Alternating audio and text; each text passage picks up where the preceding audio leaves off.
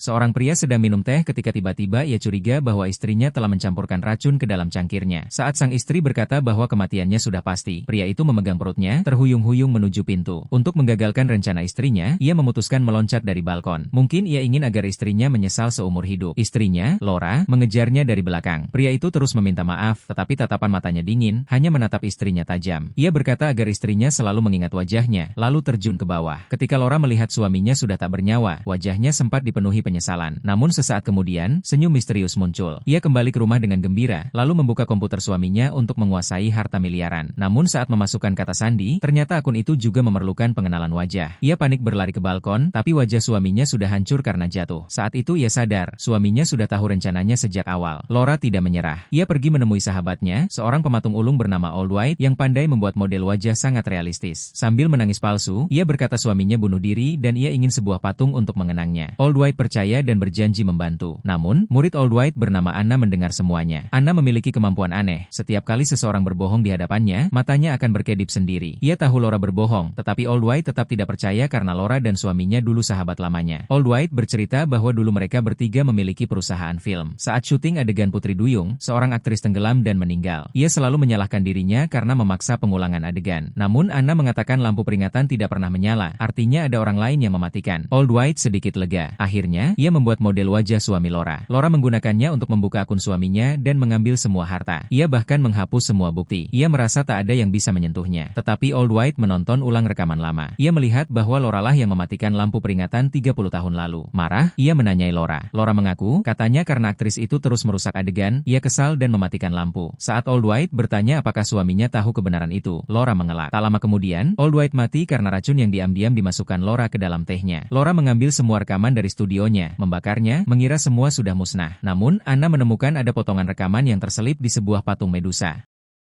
Hari ulang tahun ke-40 perusahaan, Laura berpidato seolah mengenang suaminya dan Old White. Tapi tiba-tiba, layar besar menampilkan rekaman lama, kebenaran bahwa Laura membunuh aktris itu. Semua orang terkejut. Laura panik, berlari keluar, tapi patung-patung di ruangan seperti hidup mengejarnya. Ia bahkan melihat model wajah suaminya tersenyum mengejek. Ketakutan, Laura meniru langkah suaminya dulu. Ia lari ke balkon dan melompat.